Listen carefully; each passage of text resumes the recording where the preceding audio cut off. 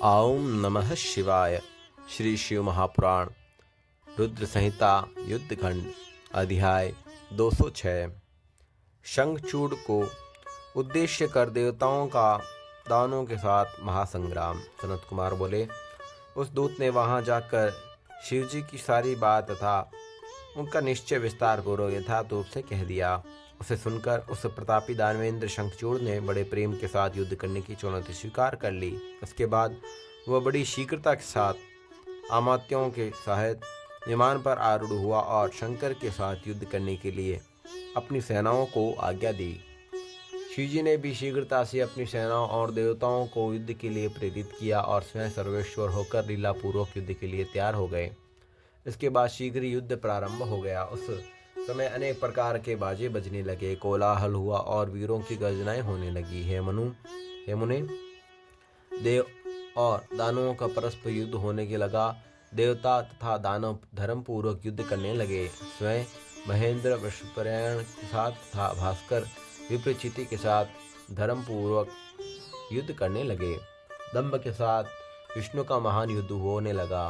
कालासुर के साथ अग्नि, कोकर्ण के साथ कुबेर, कालयज्ञ के साथ विश्वकर्मा, मय के साथ मृत्यु, भयंकर के साथ यमराज, संहार के साथ वरुण, कालंबिक के साथ सबेरण, चंचल के साथ बुध, घटपृष्ठ के साथ शनिश्चर, रत्राक्ष के साथ जयंत, रत्नसार के साथ अष्टवसु, वज्र संगणों के साथ अश्विनी कुमार दोनों दीप्तिमानों के साथ नलकुबर, ध्रुम के साथ धर्म, धुरंधर के साथ मंगल, गणकाक्ष के साथ वैश्वान, शोभाकार के साथ कामदेव, पिपीटक के साथ बारों, आदित्यों, गोकामुख, चूर्ण खड़क नामक असुर, ध्रुम, संघल, विश्व प्रतापी तथा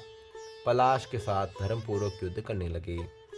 शिव की सहायता प्राप्त कर देवगण असुरों के साथ युद्ध करने लगे। एकादश महारुद्र भयंकर महाबलशाली महापराक्रमी तथा वीर 11 असुरों से युद्ध करने लगे।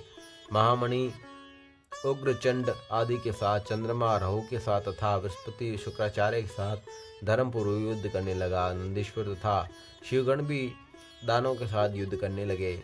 उसका पृथक पृथक वर्णन विस्तार से के भय से नहीं किया गया। हे मुने, उस समय शिव की काली तथा पुत्र के साथ वट के मूल में स्थित रहे और समस्त सैन्य समूह निरंतर युद्ध कर रहे थे। रत्न जड़ित आभूषणों से भूषित शंखचूड़ भी करोड़ों दानों से युक्त हो रत्न जड़ित मनोहर सिंहासन पर बैठा हुआ था। इसके बाद देवताओं और असुरों का विनाश करने वाला महायुद्ध छिड़ गया। उस महायुद्ध में नाना प्रकार के दिव्य आयुध चल रहे थे।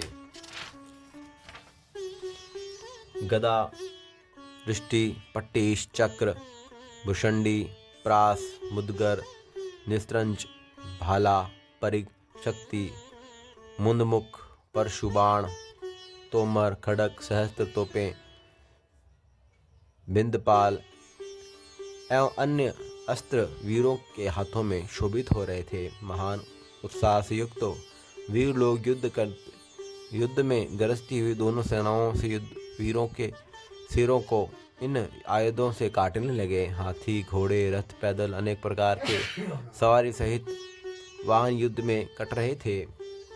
भुजा, जंघा, हाथ, कटी, दोनों कान, पैर, ध्वज, बाण, तलवार, कवच, उत्तम आभूषण कटकर पृथ्वी पर गिरने लगे। उस समय योद्धाओं के कटे हुए किरीट, कुंडल युक्त सिरों से तथा हाथियों की कटी हुई सुंडों से, कटी हुई आभूषण युक्त भुजाओं तथा कटे हुए आयुधों एवं कटे हुए अन्य अंगों से समस्त पृथ्वी मधुमक्खी के छत्तों के समान पट गई।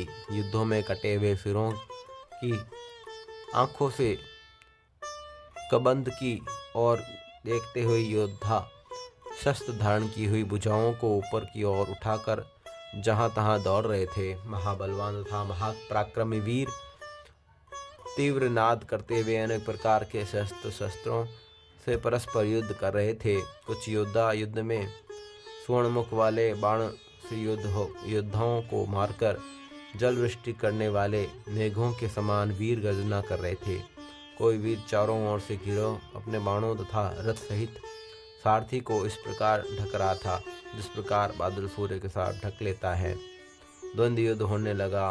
वीर एक दूसरे से भिड़कर ललकारते हुए तथा एक दूसरे के साथ आगे जाकर मर्मस्थल पर प्रहार करते हुए आपस में युद्ध कर रहे थे। उस महान युद्ध में वीर समूह चारों ओर से अपने हाथों में नाना प्रकार के ध्वज तथा आयुध लेकर सिंहनाद करते हुए दिखाई पड़ रहे थे। इस युद्ध में महान वीर महान शब्द करने वाले अपने शंखों को पृथक पृथक बजा रहे थे और प्रसन्न होकर घोर नाद कर रहे थे।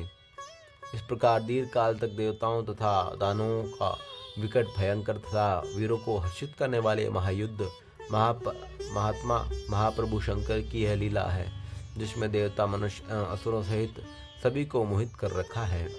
ओम नमः शिवाय।